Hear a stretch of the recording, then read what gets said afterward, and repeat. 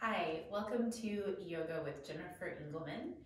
In today's class, we're going to be focused on the thoracic cavity and increasing mobility in these musculoskeletal structures. So think about the rib basket as a whole, as well as the individual ribs, the thoracic spine, so those 12 vertebrae between your mid-back and neck, and the shoulders. And then of course also the organs encased within the thoracic cavity, so the heart and the lungs. So this will be a very breath-based practice. For today's practice, if you have the following items or props that you could gather up, they'd be really useful. If you don't have them, there's always a way to modify the pose. So I have a blanket here, a pillow would also work. A yoga strap, you could use any kind of belt, scarf, basically anything that you can hold between your two hands at a bit of width, like shoulders width at least. And then I have a stack of yoga blocks. 1 or 2 blocks would be totally fine, because a nice alternative to this height that I have here in this stack would be something like a coffee table, an ottoman, a stair. Maybe if you have a staircase, like the 2nd or 3rd height of the stair, or a chair, or a table, or a countertop, or a desk. So really working with various height in some of these poses would be beneficial. And you can always experiment on your own. And so once you have a moment to gather those items up, I will meet you back here and we will begin our practice. All right, so you don't necessarily need an animal assistant, and mine may get booted if he decides to be ornery. Once you have your props gathered up and you're ready to begin, go ahead and lie back on your mat in a pose called constructive rest. So lying on your back with your feet at about the width of the hips and knees falling into the midline so they're supporting one another. And then arms extended down at your sides, palms facing up. And really just taking a moment, in particular since this is a class about the chest and the back and the ribs, the upper portion of the trunk, take a moment to roll the palms up and feel how this external rotation of the arm bones opens up the space of the chest. Brings the shoulder blades into contact with the floor. So really letting this part of the body that we so often think about as carrying tension or burden, weight, relax and be supported, spacious.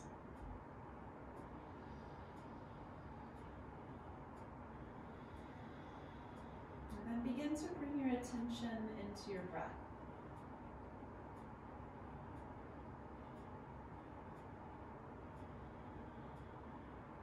Right to the tip of the nose where you feel the coolness of the inhalation,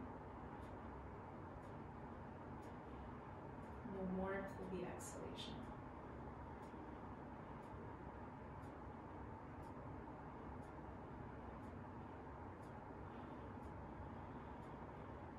Following that cool air through the nose and into the throat.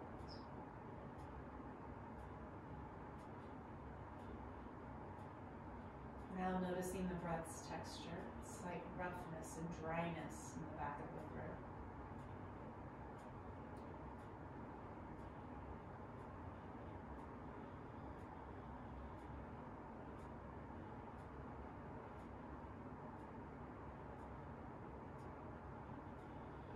And again, on the inhalation, follow the path of the breath through the nose, into the throat, and down into the lungs.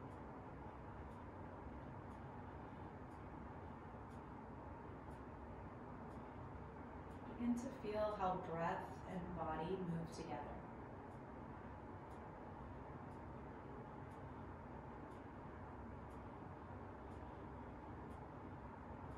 Gentle expansion as you inhale. Contraction as you exhale.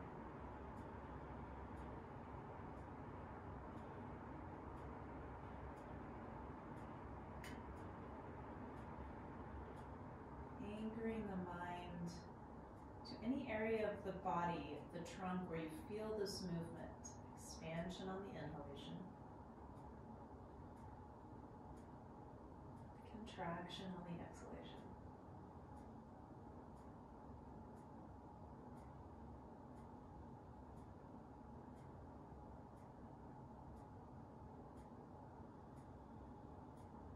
And then working with this sensation of movement, wherever you're finding it, and working with the rhythm of the breath, we're going to move right into our spinal waves.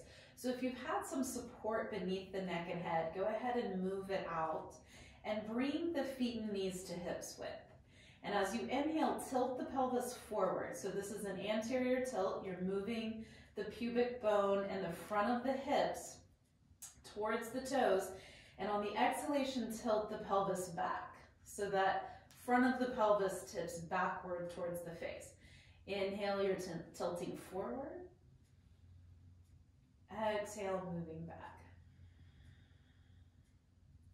And just these first few breaths, really anchoring our attention into this rocking motion of the pelvis.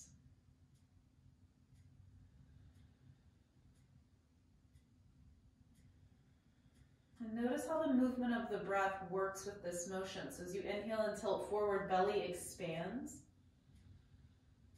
And as you exhale and tilt back, belly sinks, contracts.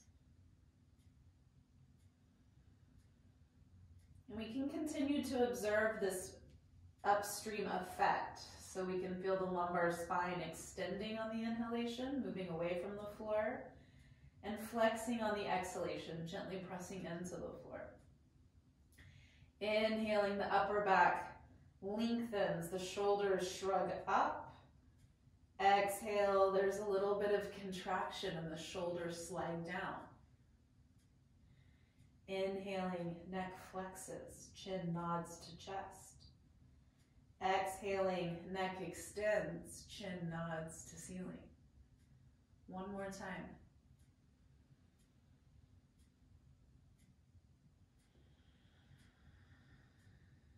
And then return to a neutral spine and just take a breath.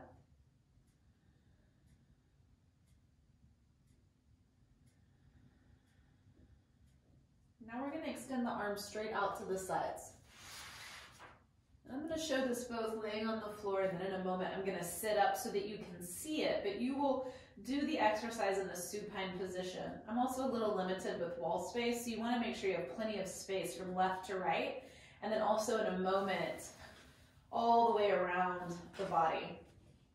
So in these arm reaches, you're going to inhale and reach out through one arm. The hand and arm stay in contact with the floor as you reach just an inch or two further in that direction. And then on the exhalation, you reach in the other direction. So you can start on either side. Inhale, reaching through right arm. Exhale, reaching through left. And so you get this shifting just a little bit, just a few inches in each direction, and it will translate across the shoulders and chest. And you may even get a little passive response from the neck and head. So you could begin to let the head turn with the arm reach. Maybe the neck and head are relatively still, there's just a tiny bit of shift. The point here is not to force anything, but rather just to explore the relationship. So as you reach the arm, what happens through the chest, shoulder, neck, and head? Maybe there's very little response. Relationship to the breath. Just noticing how it feels. So we don't have to have any particular effect. Just finding what's available and working with what feels good. And then on your next inhalation, just return to center. Let the hands, the arms, the head be heavy, and take a breath.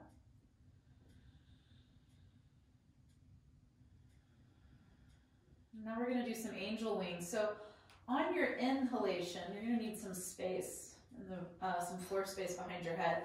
Inhale, sweep your arms back behind the head.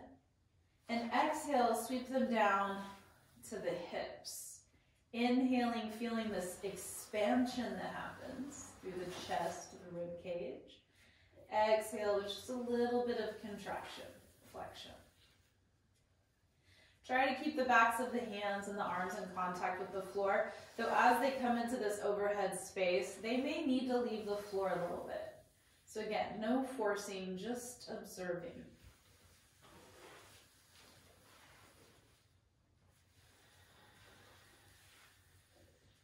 One more time, inhaling as you sweep arms back behind the head. And then this time as you exhale, bring your knees in, wrap your arms around your legs, and just rock a little from side to side. And then we're going to rock all the way over to one side. Your top arm is in a push-up position, your knees are gathered in, and as you inhale, you're going to sit up and come around to all fours. We're going to do just a little bit of warming up for the wrists. So you can have the hands very near the knees. If you have any wrist tenderness, even in this position, with the hands very near the knees, then you might put the hands on the wall and do this exact same exercise with your hands on the wall so that there's very little weight bearing in the hands. You're going to start with your fingers facing the top of your mat. And then just as you shift from side to side, you're going to start to turn the fingers out. You know, moving like maybe 15 degrees at a time, eventually turning the fingers back towards the knees. You're trying to get the palm onto the floor. And then starting to turn fingers back out to the sides. He's an ornery rascal, so he might launch a war here in a moment. Then begin to turn the fingers forward and in, and even back. You could repeat this a few times. Just working both this external and internal rotation. And if you're able, you're keeping the elbows straight. And if you notice that the elbow's wanting to bend a little bit, it's just something to observe. You might try decreasing the weight bearing. Maybe the hands on the wall would allow you to keep the elbows in a straight position. So we're going to begin to make our way back to fingers facing forward. And then I'm going to get our mat aligned with the lines on the floor. And then we're going to come around to all fours here. So now the hands are directly beneath the shoulders. The knees are the width of the hips. First finger's facing top of mat and elbow is straight. So I'm turning my elbow pits forward. And we're going to do some scapular push-ups. So on the exhale, we're going to sink the heart and squeeze the elbows together. And on the inhalation, we're going to press into the hands, lift the heart, and slide the shoulder blades apart. And we'll just repeat that a few times. Exhale, sinking and squeezing. Inhale, pressing and spreading. Anywhere from 5 to 10 times, just depending on the pace you're working at, ideally with the breath, but you may need to slow it down a little bit more to really uncouple the shoulders from the rib basket. So this is not a cat-cow exercise. Spine is staying relatively neutral. And instead we're working on retraction of the shoulders where they slide into the midline and protraction where they move towards the long edges of the mat. And then the next time you press through, pause and just fold back into child's pose for a moment. Take a breath here, breathing into the back of the body. Really connecting with how the breath moves in the back of the rib basket, around the shoulder blades, behind the heart.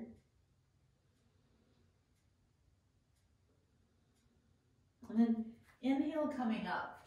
So this is where if you have a little something to elevate, it would be useful. I'm going to use this stack of blocks, but even just one block would work. Or two, so you have one for each hand, but if you only have one, that will work too. If you don't have a stack of blocks like this or a block at all, in your home, in your practice space, just find a little bit of an elevated surface. So it could be the seat of a couch or a chair. If you have a staircase, you could put your hands on the first or second stair. Just think about finding this, 8 to 12 inch elevation. If it's higher, that's fine too. You could use A countertop, that'd be totally fine. A wall, who doesn't have a wall? A cat will not work, probably. Not this cat anyway. So you're basically gonna start in this all fours position.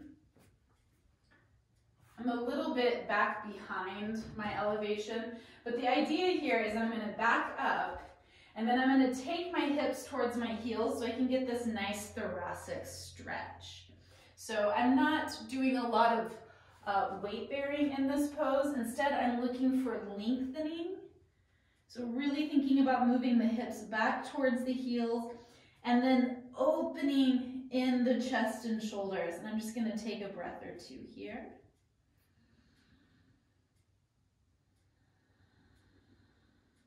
Imagining the breath moving all the way around the rib basket, breathing into the armpits,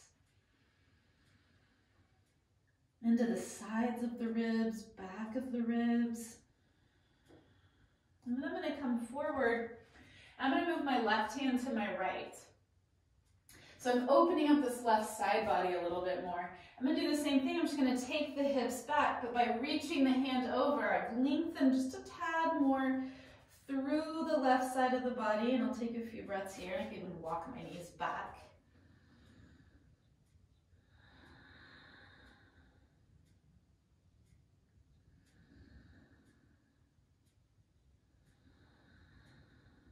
And then I'm going to move to the right. So I'm going to take my hands across to the other side. Opening up that right armpit, that right chest, upper rib basket, waistline.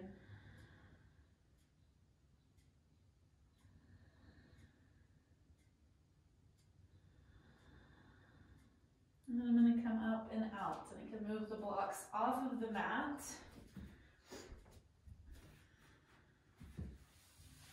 And return to all fours. We're gonna move through downward facing dog.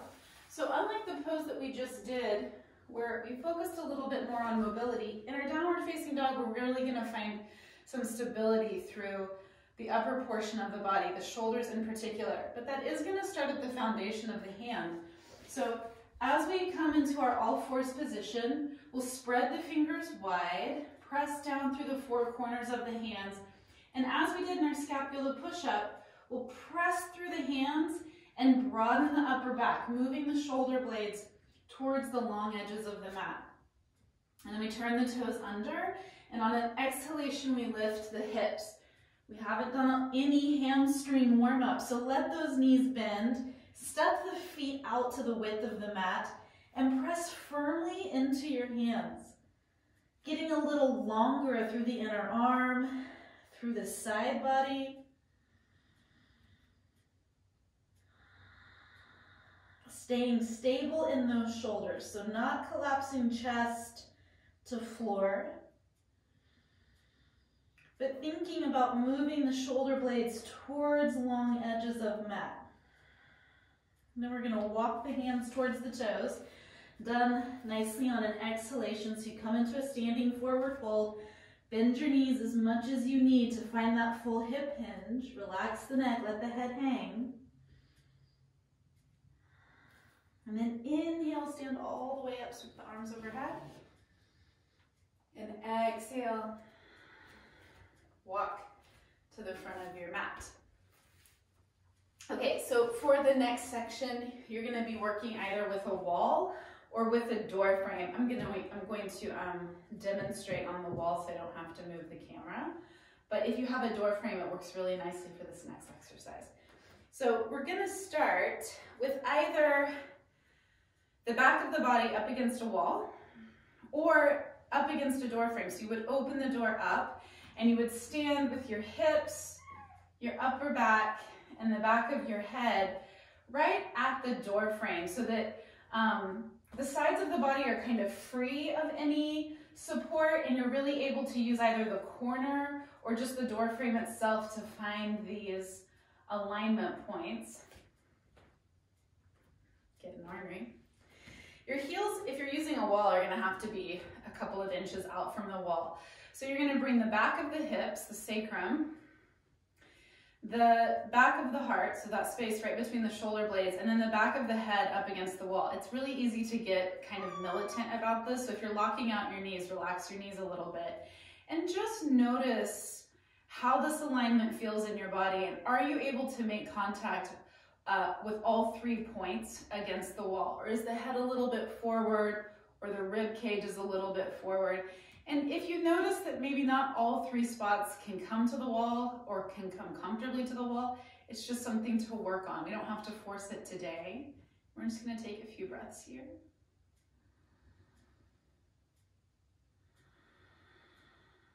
Easy, natural breathings. We're not doing anything particular with the breath. Just breathing comfortably.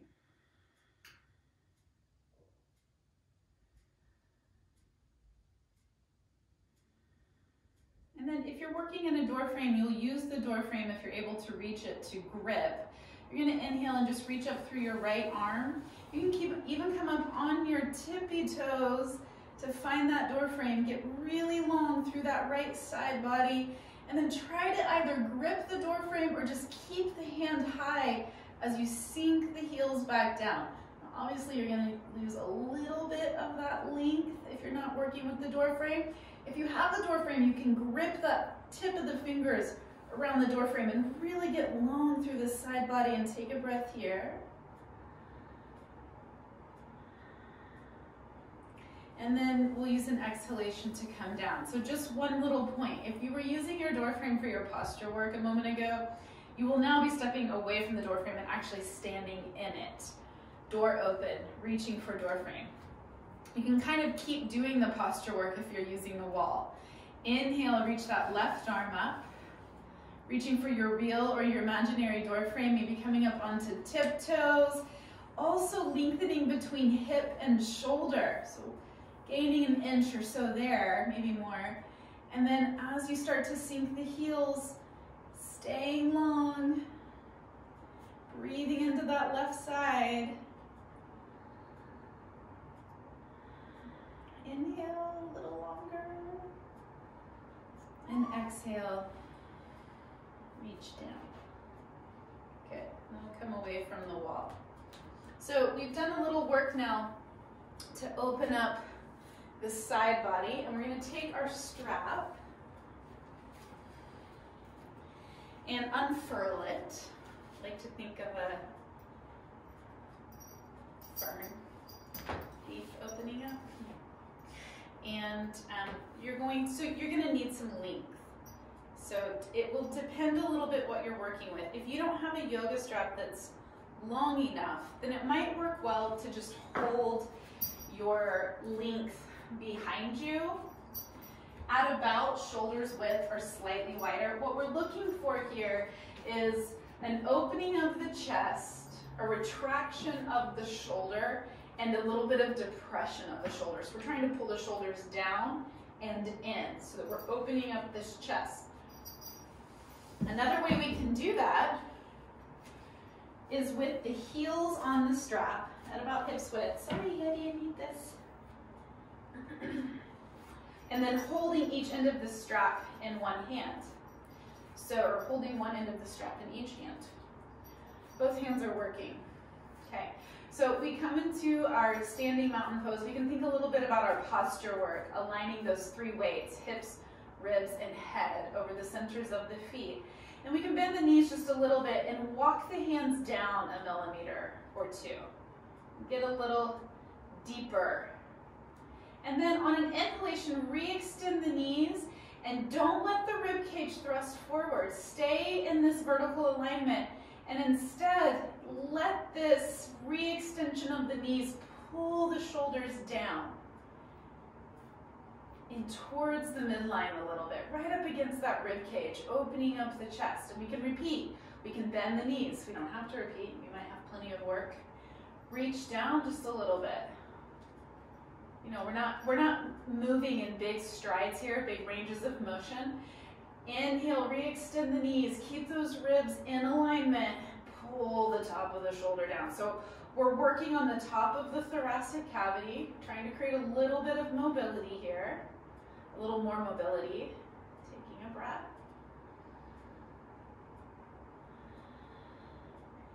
and then we'll release. All right, so strap can be set down. We're going to take a nice wide stance.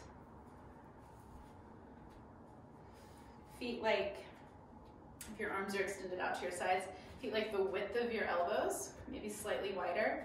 And then opening the right foot 90 degrees from the left. Left hand on the hip. Inhale, reach up through your right arm. Here we have that wall reach or that door frame reach. We get really long through this right side body. And then on the exhalation, we hinge at the hip. The hand is going to come to the shin bone. You could use the seat of a chair or a stack of blocks for this support. This arm is working. We're locking this right shoulder in, turning this elbow pit forward, and pushing off of the shin bone. Opening this chest up. So this is all about expansiveness, mobility of the thoracic cavity, optimizing the breath. So worry less about the depth of this hand or reaching with this arm. See if you can open up this chest space. What has to happen to create that? Looking in a direction that's comfortable for face, jaw, neck, eyes. Certainly you can extend this left arm if you'd like. We'll take one more breath.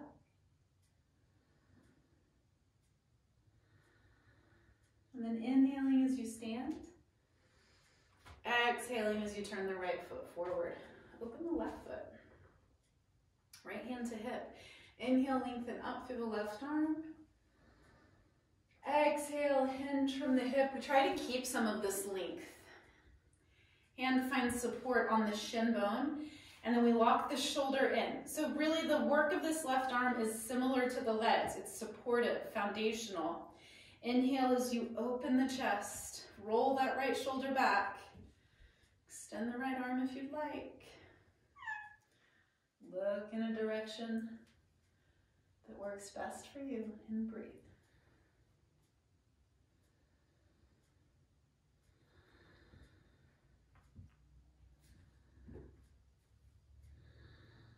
Inhale as you come up. Exhale, turn the left toes forward, and we'll heel toe the feet out. All right, so I'm going to bring my stack of blocks back in. One block could do the trick, but I'm just going to use 2, 3. Because when we're going to do this rotation in this next pose, what we really want is to rotate with a long spine. So if we bring the forward hand down too far, what we often get is some rounding of the spine, which doesn't work well for the rotation. So we want to bring the floor up as much as we need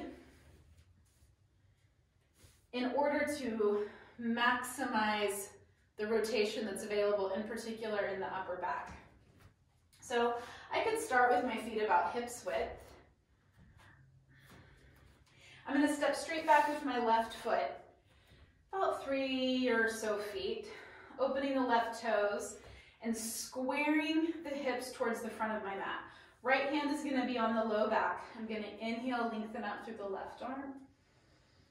And then exhale, fold forward, placing the hand, it could be the shin bone on the blocks, whatever's working for you in your practice.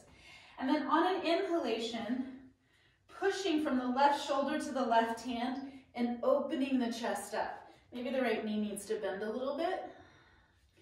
Could extend this left arm if that feels good, or just leave it on the hip. Really just trying to open this right chest to right shoulder space. And breathe.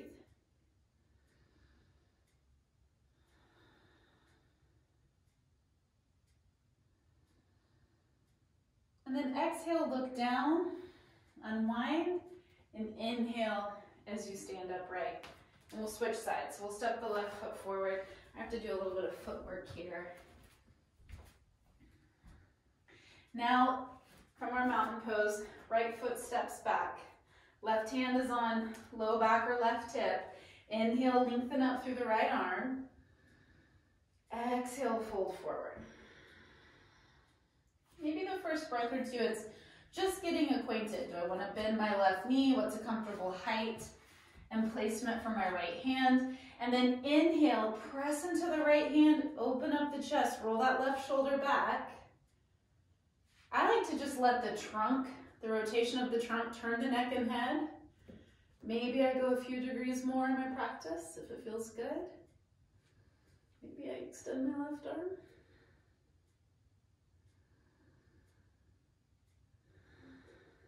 And then on my next exhalation, I'm going to look down, unwind, and inhale as I come back to standing.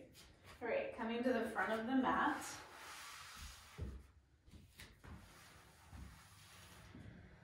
Feet hips width. Hands at your sides. Inhale, float your arms up. Exhale, fold forward. Inhale, lengthen the spine. And then exhale, plant the hands at shoulders width and walk the feet back to downward facing dog. So I know about the distance of dog that I like, hands to feet distance. But if you're unsure, a really nice way of just kind of finding the dog is to come to all fours and then lift the hips up. That will create a little shorter dog, but it tends to be very stable, which is what we want. We want to push through the hands, broaden the upper back, move the hips up and back. Again, knees could be bent, feet could be wide. I'm going to take one more breath. And then on an inhalation, we're going to take the knees down and we're going to move into a seated twist. So a blanket or pillow could be very useful here. And I like a little wider seat, so I'm going to fold it on its short axis so that I have this nice seat. From my all fours position, I'm going to take the feet to the left. So I open up some space back here for my blanket. And I'm going to take a seat onto the right hip. So there's some asymmetry in this pose, but the blanket, whatever you're using beneath that hip, should bring some symmetry into the side body so that you're not really flexed on one side trying to keep yourself upright. Then we're going to inhale and bring the right arm up. And on the exhalation, bring it down behind you. There might be a wall there. I'm going to turn so you can see this pose from this angle. Okay, so the arms come down behind. I'm going to turn the fingertips out. I'm opening up this upper chest space. Left hand is on right thigh. I'm in a vertical position. I'm not leaning back into that hand behind me. So I can adjust the distance it is from my hip, or I could put it up on a surface, a block or whatever. Rolling that shoulder back. Inhale, sitting up tall. And then gently pulling with my left hand. I'm thinking about bringing this left side body a little further around. So waistline, rib cage, chest. Looking in any direction that feels best for my neck and head and jaw. My eyes can always continue the revolution so they can look to the right. Conditioning those eyeball muscles. And then inhale, turn head forward. And exhale, unwind. So to switch sides, you just come forward to all fours. You take the feet off to the other side and you sit onto the left hip, swinging your blanket around. Inhale, bring the left arm up. Exhale, it comes back behind you. Fingertips on the floor, opening up that shoulder space. Right hand is taking left thigh. Inhale, spine is nice and long. And then as you exhale, just gently bringing that right side around.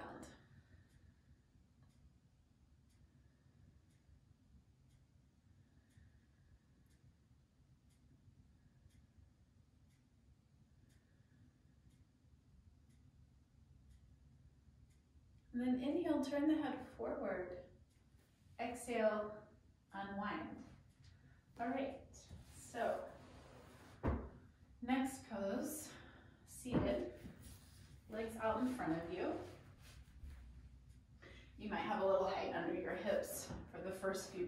this pose right here. Turning the fingertips out. So same work we were just doing in our twist that we've done so much through this class, opening up the front of this chest space, finding a nice vertical line from head to hips.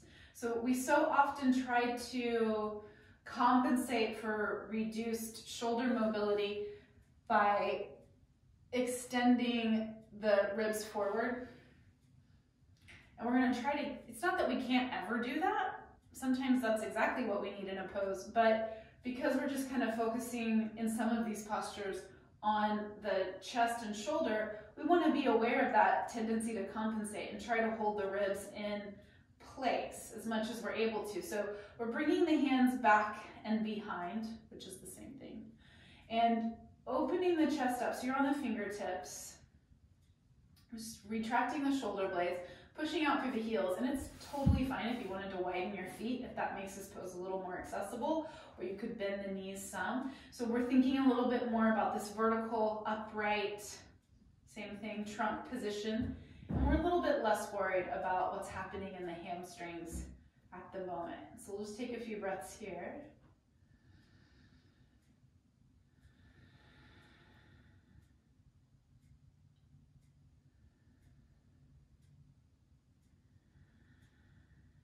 Feeling the breath move in the body.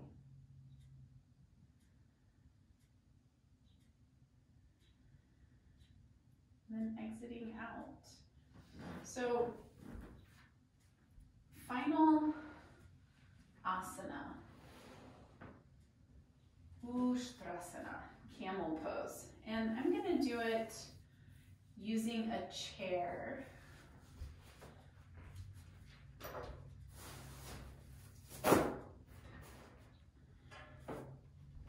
So you might take a moment just to find, really, actually you don't have to have anything else. I'll show a variation without any prop. But you might just take a moment to find something that has a nice height from this perspective. If you're kneeling in front of it, you can reach back and take hold of something comfortably for the shoulder so that when you extend at the hip and extend in the spine, you can fix the hands on that surface with straight elbows and zip the pose up. So as the pubic bone moves forward, the hips extend, you're increasing this distance from pubic bone to navel, navel to breastbone. Now you'll have to decide what's best for your neck. You might just be looking straight ahead, but if you're extending up, then you still continue to increase this line to the chin. Arms are behind you, supporting this chest opening position. And you could hold for up to 5 breaths. If you don't have something to hold on to, then just place the hands on the hips and think about drawing the shoulders back, elbows squeezing towards one another. And what's nice about this is your hands can give you a little encouragement in this hip extension. So they really gently lengthen the tail down and press the pelvis forward. And you hold, and then when you're ready to come out, the hips travel back, the head comes upright. And on the exhalation, if you have something behind you, move forward. We'll just come into a child's pose. And a nice variation of this is actually to use whatever you just used for Ustrasana and rest here.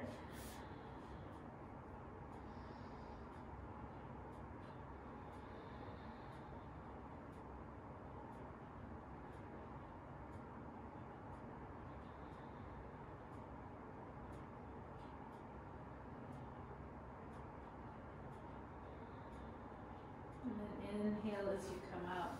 So now we begin to move into our final postures, really starting to wind the class down. And we're going to start with the twist. If you have a stack of blankets, a yoga bolster, a couple of blocks, it could be very useful for the next pose. You might want to gather them now so that you can proceed from this twist and into your Shavasana with as little disruption as possible. I'm going to use a blanket under the neck and head, and then I'm going to use these blocks just to demonstrate. if I had something just to elevate the floor a little bit. So I'm going to come back to this constructive rest pose, and I'm going to extend the right leg and slide the pelvis to the left so that I'm bringing the outside of the right hip into the midline of the pose. And I'll draw the left knee up and carry it over. Now, what I want to do is rotate the pelvis in relationship to the rib cage and shoulder. So I'm trying to find a pose where I keep this left shoulder open and as much as possible on or very near the floor, which is why bringing something beneath the leg is very beneficial. If I don't have this height and I try to bring my leg down, I really just kind of end up tilting the whole body over instead of getting the rotation. So just, working with what you have, but trying to create a pose, especially here at the end of class, that we can release into a little bit. So I brought the left leg over, making the left side body open. I'm going to draw several breaths down into the left side body.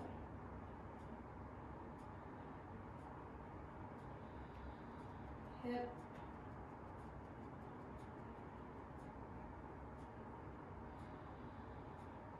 Waistline.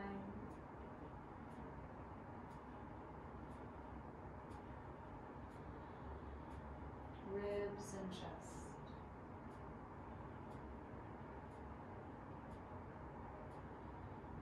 And then I'll bring this left leg back to the midline, and I'll switch sides.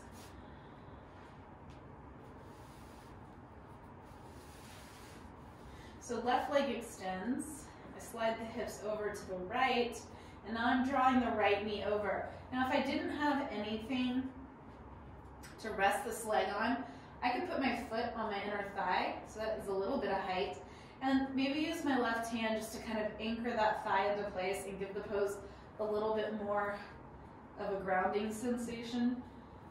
Doing what I can to stay open through the right side of the body. Breathing here.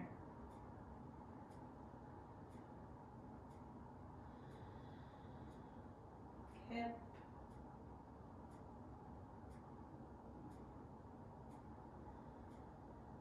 Waistline.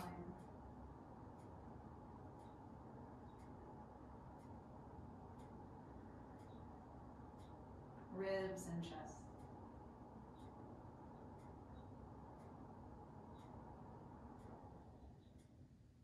And inhale, bring this right leg back into the midline. And I might just return to constructive rest for a moment. Feet wide.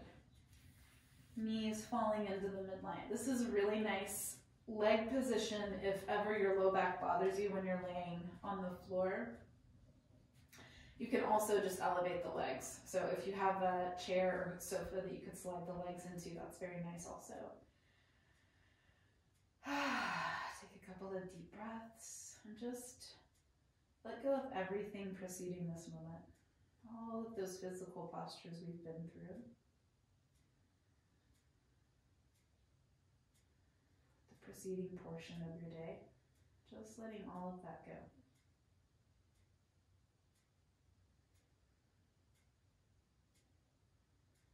Let your future plans remain in the future.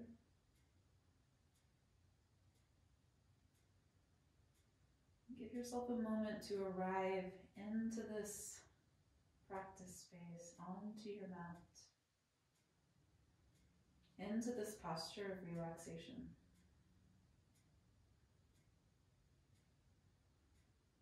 Just beginning to gather your attention into the present moment.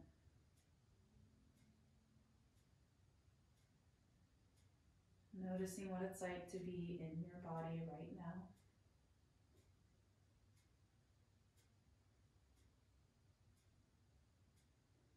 Feeling its weight. All of the points of contact it makes with the floor. Over the next few exhalations, just let the weight of the body relax and release into the support of the floor.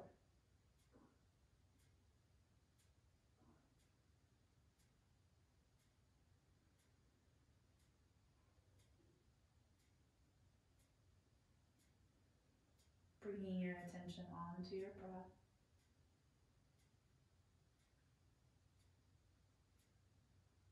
Just noticing its temperature as it travels through the nose.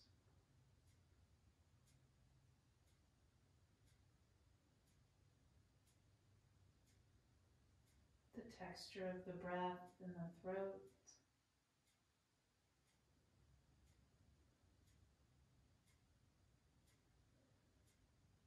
Sensations of the breath moving in the body.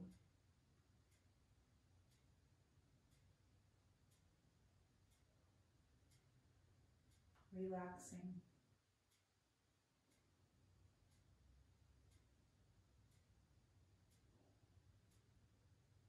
Releasing.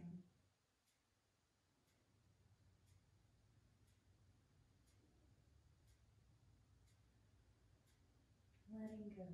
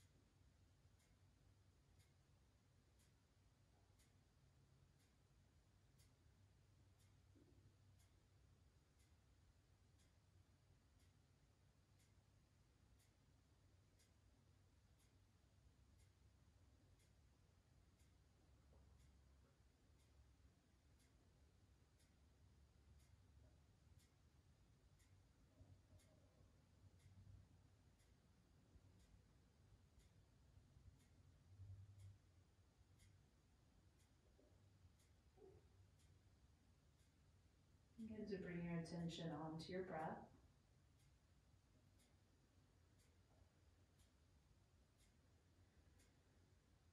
Wiggling your fingers and toes.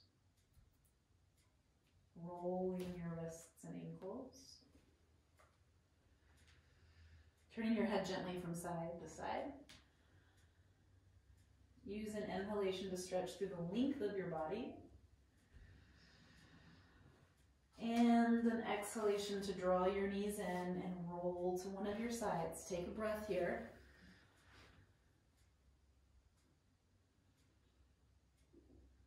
Place your top hand in a push-up position. Extend your top leg and inhale as you sit up from your side. Returning to a comfortable seated pose. Resting the backs of your hands on your knees, palms facing out. On an exhalation, bring your hand, one hand, either hand, both hands if you'd like, to your heart. Just resting it at the breastbone, connecting with your heartbeat.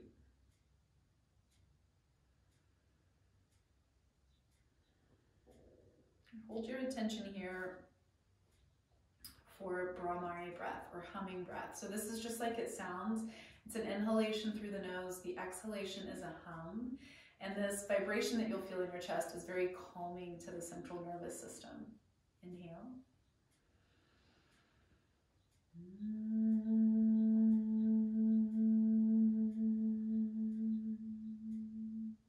Twice more.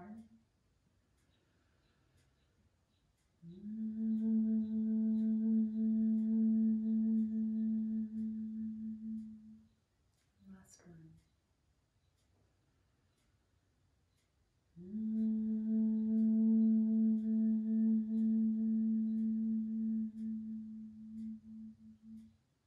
Pausing for a breath.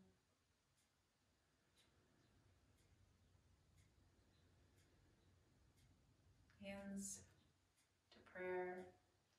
Small bow of the head to the hands. Thank you all very much.